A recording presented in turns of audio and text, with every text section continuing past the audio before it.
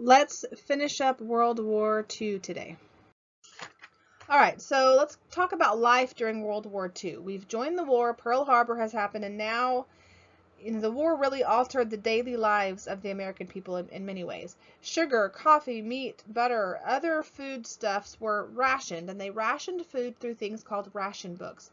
And basically, every family was given a ration book with certificates for a certain amount of food, and if you used it all, you used it all. And the idea was that if they could preserve some of the foodstuffs that were normally being eaten, they could ship that for soldiers who needed it. We also have things called victory gardens. We saw this in World War I, where growing their own food, people began to grow their own food, so more of the farm crops could be sent to the troops overseas.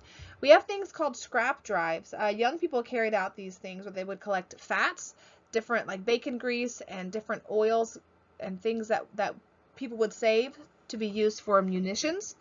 Tinfoil, cans, paper, other items, that any item that could be used to produce war materials were saved, and then children would come by and pick them up for scrap drives. We have this thing called Rosie the Riveter. Throughout the country, people found work in defense factories. Many women were now being hired because there were so many men away at war. Several millions of women took roles working in factories and working jobs. Sometimes they're out driving tractors and running businesses and working on the farms, in a very different role for women. And we have this picture of Rosie the Riveter right there. At the same time, for the first time, Congress authorized women to join the armed forces. We saw in World War I a lot of women going overseas to help, but not as far as being in full military service. At this point in time in history, women are now able to receive an actual full military status. Most of the 350,000 women that joined the armed services belong to the Women's Army Corps, called the WWII, or to the WAVES, which is the Women's Navy branch. Women served as test pilots. None of them were allowed to fly in military combat missions, but they were test pilots. In April of 1943, women physicians were introduced to the armed services. A number of women served as nurses, which we saw that in World War I. A lot of these women risked their lives taking care of wounded soldiers in combat zones. And a thing that I've been doing a lot of reading on is women as functioning as spies. And if you are interested in reading some pretty cool stories, some of them are not necessarily appropriate as far as recommending it to like a freshman for language and all those kinds of things. But women served a very, very big part of World War II. Oh, excuse me, I had to yawn. And helping us win the war. So we have two, they're called theaters. You have the European theater and you have the Pacific theater. And the European theater we're going to talk about first is what's happening on the ground in Europe. Dwight D. Eisenhower is a general. He is put in charge of the commander of the Allied forces in Europe. They established their headquarters in London, and they begin to plan the invasion of Nazi-occupied Europe. Remember from that first week, that map, Europe is just being overrun by the Nazis. About more than 15 million men and women joined the American armed forces during World War II, and they were affectionately called GIs, G.I. Joe, and that stands for government issue. That's what the soldiers were called. Now, the beginning of 1942 was really bleak. After the United States entered the war, German U-boats infested the Atlantic seaboard that year. They sank more than 6 million tons of shipping that had been intended to transport materials to Europe. It was not, honestly, until the middle of 1943 that Americans and the British were able to even begin to win this battle. But we end up... oh gosh, my brain just shut down for a minute. We end up launching some powerful offenses in the summer of 1942, which we're going to talk about a few of those. So first of all, we have this thing called Operation Torch. The Allies really did have to move fast because Hitler was moving fast. That's not at all right. On November 8th, 1942, Operation Torch started. American forces landed in North Africa. Eisenhower, along with General Bernard L. Montgomery, their whole goal is to secure North Africa. And this first offense really proved quite successful. The Axis-dominated French forces surrendered within a week. General Eisenhower led towards Egypt to meet him. Ultimately, the Nazis were forced to surrender in this area on May 12, 1943, and this secures all of North Africa. And then we begin to work towards Sicily. The small German and Italian forces were in Sicily. They were completely unprepared for a complete Allied invasion. Remember, Hitler was used to marching in, the Blitzkrieg, and just taking it over, and we understood that we had to move fast as well. So we march in under the combined forces of Montgomery, Eisenhower, and then we introduce General George Patton. Patton and Montgomery begin to march into Sicily. About 100,000 Axis troops had been evacuated to the Italian mainland just prior to our victory. The Italians greatly feared war on their own homeland. They forced Mussolini to resign. He resigns on July 25th, 1943. Italy then formally surrenders to the Allies on September 18th and turns against its Axis partners. So we go in with these two leaders, force Mussolini to resign, and Italy they surrender. They then become part of our land. Okay.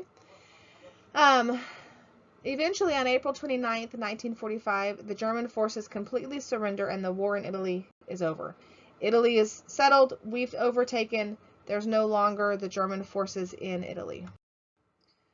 While the British and Americans drove the Axis forces out of the Mediterranean area between 1942 and 1945, the Soviets, or the Russians, were pressing towards Germany. Remember, they're no longer working together. They have become enemies.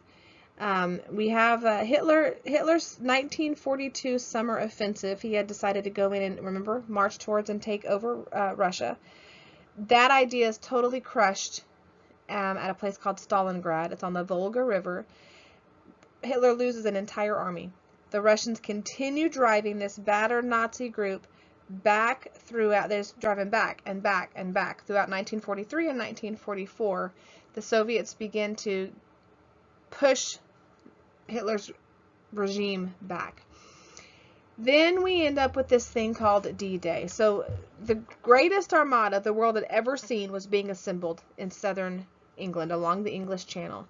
This was the beginning of the end. This is the beginning of the end of World War II in Europe, and we call it D-Day.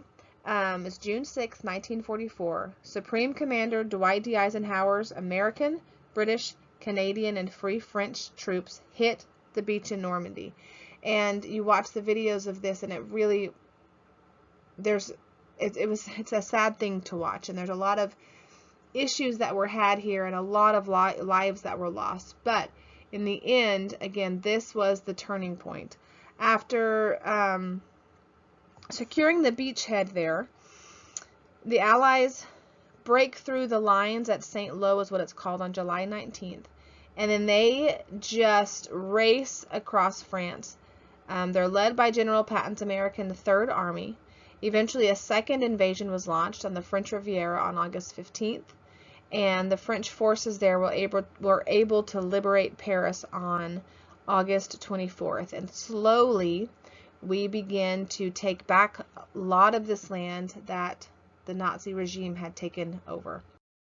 All right, let's talk about this thing called the Battle of the Bulge. In December of 1944, the Germans made a counterattack, so they began to attack back at the Ardennes Forest in Luxembourg and in Belgium, and advance across the Pacific River. Their hope was to recapture this port called Antwerp. Along this thinly held front, there were only 4 American divisions. And they were recovering from 6 months of this heavy campaign across France. Their numbers were depleted, their supplies were depleted, they were exhausted. On the morning of December 16th, 1944, the German armies struck along this 90-mile front. You have 90 miles, there's only 4 very weakened American divisions there. And the reality is they had this initial success. The Nazis were succeeding. Eventually, though, they were sort of confined to this narrow strip of land. And we have this group called the American 101st Airborne Division. They were known as the Screaming Eagles, and they were able to hold off and eventually win the Battle of the Bulge, even in spite of being outnumbered, being outsupplied, and all of those kinds of things. And we eventually lead to the end of the war. So, battered by air by massive British and American bombing raids, the Nazis had been being hit by air raids for 1943. They're now caught between the Russians to the east and the Americans, the British, and the Free French forces to the west. Germany's stuck. They're totally overrun. Adolf Hitler, then, being the great brave man that he is, he and his, she wasn't really his wife yet, but he did marry her the day before this, I think. Eva Baron, I believe, was her name. That may not be the right name, but actually, I think it's Eva Braun was her name. They retreat to this underground bunker, them along with several people. He shoots his dogs, at least one of them. I think there were 2 dogs he shoots. And then they commit suicide in this underground bunker on April 30th. Eventually, Berlin surrenders on May 2nd, and then the Germans surrender unconditionally on May 7th. May 8th, 1945 was declared as VE Day, which is Victory in Europe Day, and the war in the Eastern Front was over. All right, let's focus on the Pacific Theater now. So after the crippling U.S. Pacific Fleet at Pearl Harbor was taken out, the Japanese kind of swept ahead largely unchecked until the late spring of 1942. And there were 3 American outposts between the Hawaiian and the Philippine Islands, Midway, Wake, and Guam. Now, Japanese ships and troops move at once to seize 2 of these islands. Guam very quickly surrenders. A detachment of about 450 U.S. Marines on Wake Island very heroically held off the Japanese until December of 23 of 1941, but eventually food, water, ammunition is gone, and Wake then surrenders as well. So Japan takes Wake and they take Guam. Now in the Philippines, this is really kind of sad. In the Philippines, General Douglas MacArthur had been sent to the Philippines to prepare the island's defenses against future Japanese attacks. We kind of knew it was coming, so we sent him there to prepare. But he had only completed about half of his 10-year program when the Japanese attacked. So, to defend the vast Philippine group that was there, he only had 90,000 troops. 70,000 were Filipinos, 20,000 were Americans. He had 250 aircrafts. He had a very small Navy force.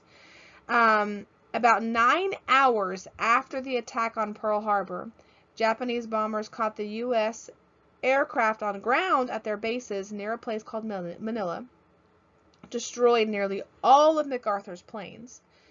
2 days later, the Japanese also bombed a Navy yard there, destroying many of the American ships there, and basically forced the other ones to retire to a base further south out of the Japanese aircraft range.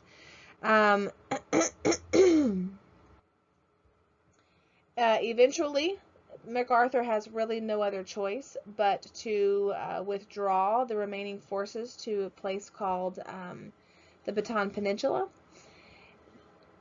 General MacArthur and his troops now they face this hopeless struggle. They could expect no reinforcements or supplies. There was nobody left. The supplies were gone. They were running low on ammunition. They were running low on food. They were running low on medicine. But they really stubbornly resisted the Japanese onslaught for about 3 months, kept the Japanese from using their troops anywhere else further in the conquest, which in the long run helped because they kept the Japanese troops occupied there so that other things could be happening unchecked in other places. President Roosevelt then orders General MacArthur to quit the Philippines. So he asks MacArthur to pull out, leaving his troops behind. He goes to Australia to form a new army group. And from what I have read, he was devastated to leave his men there. As he actually leaves in the middle of the night on March 11th, and he promises the people, he said, "I shall return." After he leaves, they're lacking food, they're lacking water, they're suffering from malaria from all of the mosquitoes. The American forces at Bataan have very little choice. They had no choice, actually. And on April 9th, 1942, they surrender. And then you have this thing called the Bataan Death March, is what it became known as. The American prisoners who have surrendered are forced to walk. They're forced to walk by their captors. I forgot how many miles, but it's a very, very long walk. It's known as the Bataan Death March because any prisoners who fell out of line, who fell from hunger, fatigue, whatever, were shot or bayoneted straight through. If they fell out of line, they were killed. And again, that becomes the Bataan Death March. And had it not been for the heroic defense of the Philippines, the Japanese honestly might have swept ahead and taken even more land. But this group at Bataan, I'm not sure how you say it, Bataan or Bataan, really paid a heavy price, but in the long run, it did benefit the war effort tremendously. All right, there's a group of people we need to discuss, and kind of a part of history that isn't talked about too much, and even this curriculum that I'm using to pull from doesn't discuss it a whole lot. But after Japan bombed Pearl Harbor on December 7th, 1941, Japanese Americans living in the western United States, so all against that California border, were kind of rounded up and relocated into detention camps, or I think they called them internment camps. And I've actually recently read several nonfiction books about this, and it was we don't have time to really go into it, but the reality is this part of American history is kind of awful. We really treated Japanese Americans terribly. They were not concentration camps that we put them in, but one of the accounts I read talked about an abandoned farm that they relocated all of these Japanese Americans into, and literally they're living in horse stalls. And the fear was that these Japanese Americans were going to aid Japan, and it was just this really terrible thing. A lot of Americans really did fear the Japanese American countrymen might join Japan in their fight against the United States. I recently read a book written by a Chinese person, and how they were not being sent to internment camps because China was on our side, and that she was made as a kid to wear a button that said Chinese, not Japanese, because there was such a terrible negative connotation connected to Japanese Americans. So eventually, though, as the war progressed, a lot of American-born Japanese young men, well, all of them, if they were in an internment camp, they were given the opportunity to serve among American forces. And it was kind of this torn idea and mental situation, because a lot of these kids didn't know how to speak Japanese. They were sending certain families back to Japan.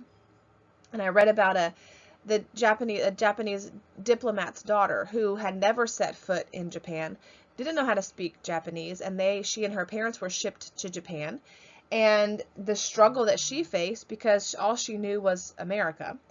But eventually, a whole lot of these guys did decide to join, some of them in a very negative sense, in that their parents said, "Why would you join the American Army if this is how they're treating us?" But so many of these American-born Japanese young men had such a desire to serve America and to prove their Americanship, if that's the right word, that they did join the military. So as these guys be very eager to fight for the country, they enlisted and formed what we know as what's called the 442nd Regimental Combat Team, also called the 442 RCT. This regiment was known as the Nisei. Nisei means second generation because the guys that are fighting were all sons of Japanese immigrants. But these guys were born and educated in the United States. So this group called the Nisei. During the war, the Nisei displayed this unflinching devotion and courage. By the end of World War II, the 442nd RCN had earned the distinction of being the most decorated infantry unit in all of the United States Army. So these guys that we had thrown into internment camps turn around and fight for us and become the most decorated unit of the United States Army. Together, the unit was awarded 10 unit citations, which is a formal or like an honorary mention by a higher authority of a military unit for basically for outstanding performance. Notably, like most often happening in battle, so 10 unit citations, 3,915 individual awards. Now, in the combat team, you have battalions, which are smaller groups. The 100th Battalion was nicknamed the Purple Heart Battalion because almost every single member earned one or more Purple Hearts for being wounded in battle. This group, I'm not sure we would have been able to win this side of the war had it not been for the Nisei group that fought for us. And again, I just think it's ridiculous after we treated them so terribly simply because of their heritage. But it's a really cool story. All right, at the same time that Japan is attacking Pearl Harbor, Guam, Wake, the Philippines, Japanese turned their attack onto British possessions in the Orient and in the East Indies, which makes sense because Britain and Australia and America are allies, right? Hong Kong surrenders on Christmas Day of 1941. Then Singapore falls in February of 1942. You end up with a place called the Dutch East Indies falling, which was an important area because it was a rich source of this natural rubber that was used. And now Japan threatens to go into Australia. And Australia was a commonwealth, I think is the right word, of Britain. And that's their new plan.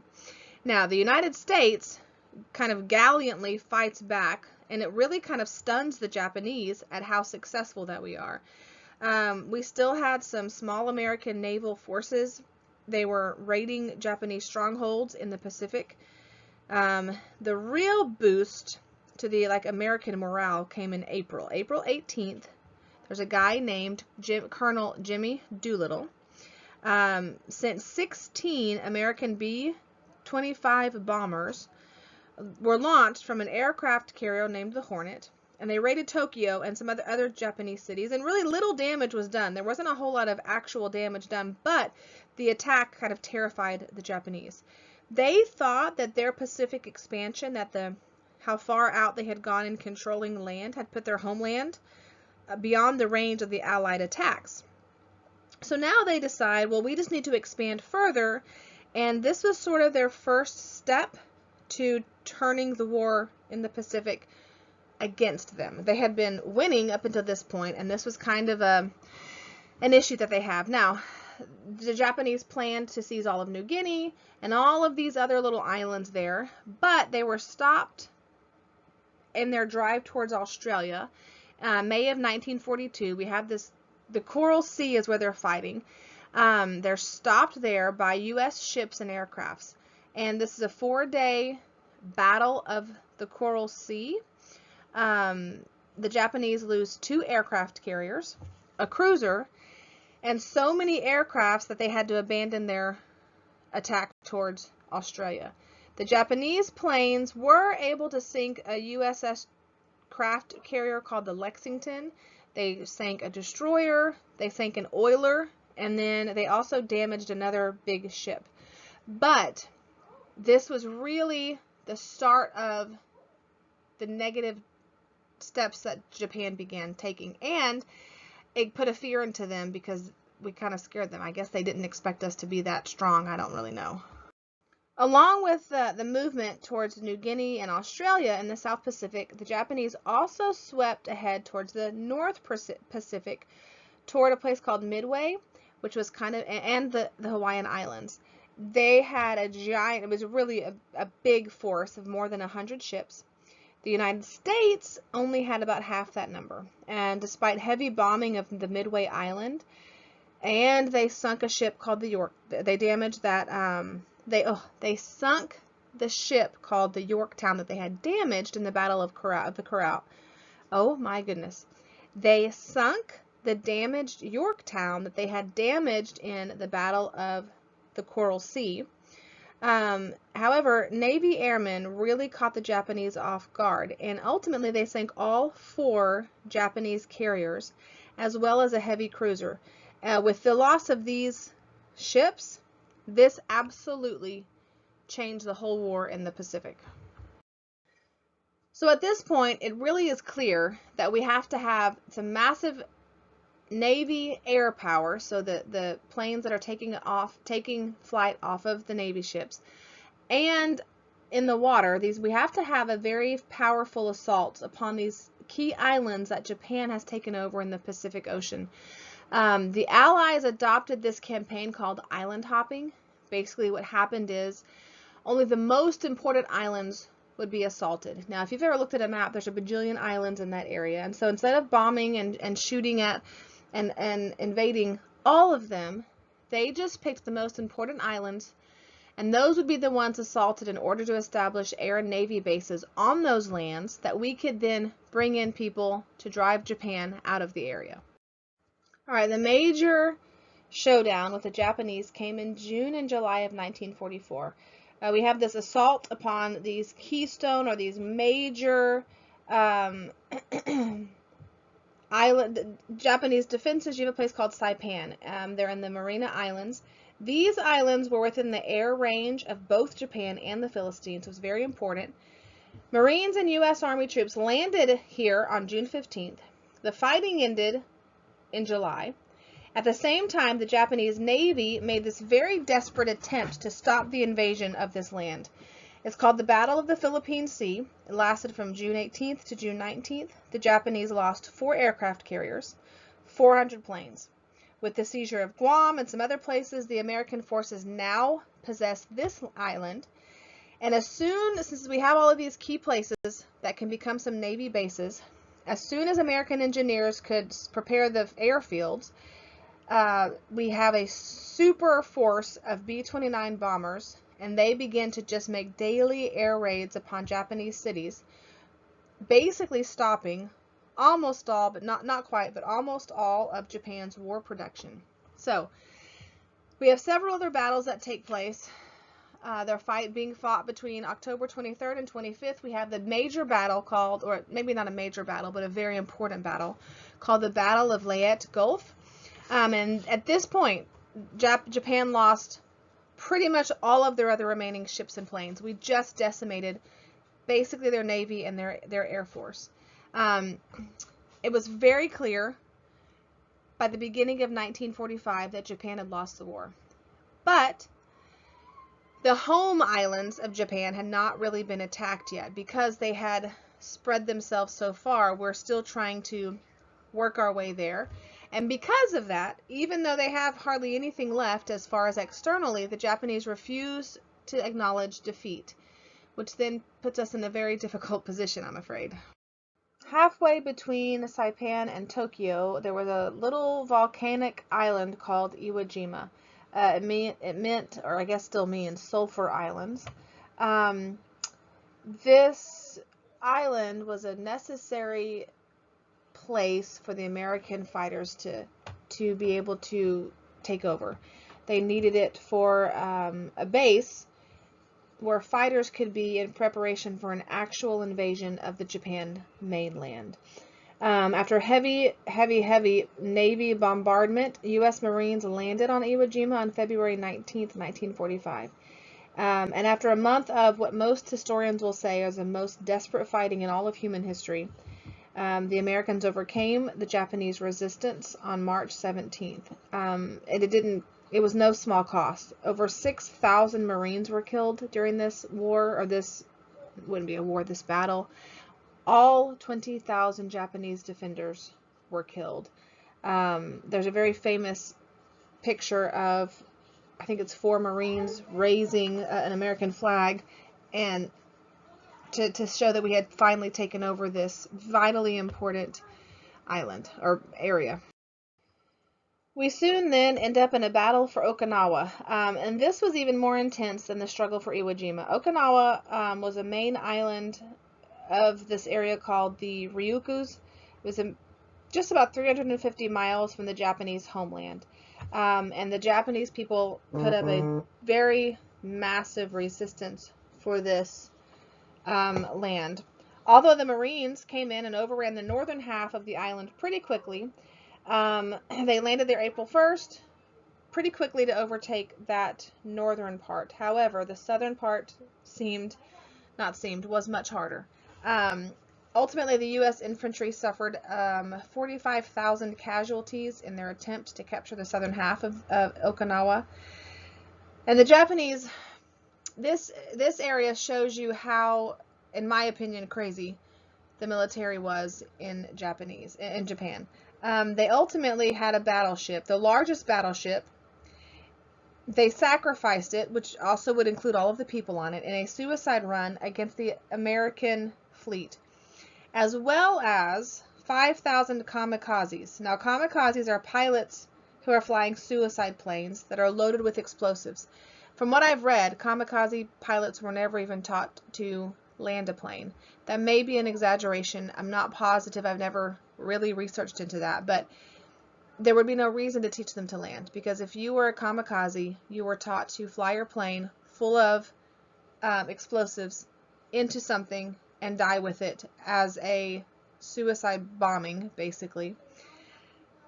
And they were running themselves into Allied vessels. But ultimately, the Japanese resistance ended on June 21st. Technically, the campaign didn't end until July 2nd. Again, a very, very costly battle. We have about 12,000 Americans dead, another 36,000 are wounded, and all 100,000 Japanese were killed.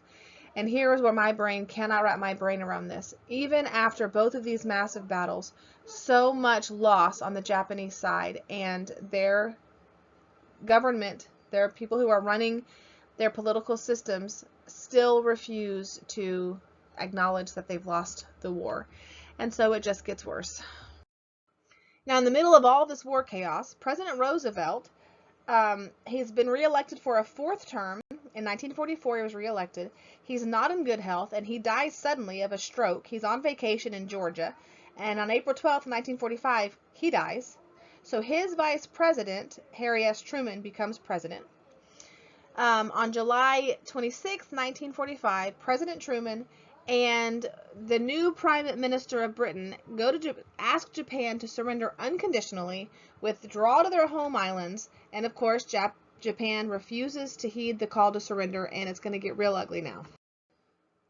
So at this point, what was most likely a very agonizing decision, President Truman finally decides to use the atomic bomb against Japan, and the reasoning behind it was to save lives of American servicemen, which would have been spent in another invasion of Japan. We've seen the numbers. Iwo Jima cost us 6,000 Marines. Okinawa cost us 12,000 Americans, plus another 36,000 wounded. And so in order to preserve more of our American soldiers, we decided to use the atomic bomb. Now, the United States possessed this weapon, unlike anything we had ever seen, because of a thing called the Manhattan Project. The Manhattan Project was the largest research and scientific effort of its day. From what I understand, I just recently read a book about this, that a lot of the people working on the atomic bomb did not know what they were actually working on. They kept it very secret. And a lot of these people, especially the women, once it was used, felt extremely guilty about having been a part of this bomb that was used to kill so many. And we'll get to those numbers in a minute. Now, the reason we have this is because during the 1930s, the Germans took an early lead in atomic research, but their persecution of the Jews and other Nazi oppressions had driven many of these nuclear physicists to the United States. German-born Jewish physicist Albert Einstein actually wrote a letter in 1939 to President Roosevelt warning him the Germans might be producing an atomic weapon and the United States should begin research on this area. Then we have a couple of fascist, because of the fascist leadership in Italy who flee Italy, several people end up over here, and because of Germany's persecution of the Jews, Americans' willingness to protect the Jews was one of these primary reasons that the atomic bomb was developed in the United States and not the Nazi Germany, not the Nazi-run Germany. So this decision is passed, and they decide to take a very large stance to try to save more American lives. Now, I really struggle with this part of history. I know I understand the reasoning behind it, but this is hard. On August 6, 1945, a solitary, just one single plane flies into the skies above Hiroshima, drops a single atomic bomb. Now, this one atomic bomb was equivalent to 13,000 tons of TNT. And legitimately, within just a few moments after detonation, 92,000 Japanese people are dead or missing. The city is totally destroyed. And I think one of the reasons I struggle with this so much is that's not military base. That's not, it's in my brain, I understand the Japanese government is not listening. They're not paying attention. They refuse to cooperate. And in order to save American lives, we take this drastic step. But oh my goodness, 92,000 Japanese is huge. That's on August 6th. Now on August 8th, the Soviet Union declares war on Japan. And then on August 9th, a second atomic bomb is dropped on Nagasaki, and we kill another 40,000 people. So finally, at this point, the Japanese leaders realize that any further resistance was futile. It was useless. We were gonna win. September 2nd, 1945, the Japanese finally surrender. We call it VJ Day. We had VE Day, victory over Europe, and now we have VJ Day, victory over Japan. So that's officially the end of World War II. We will talk about the effects of that after spring break and go from there. Do not forget to bring your filled-in notes later, get online, do your homework, and do your states and capitals worksheets.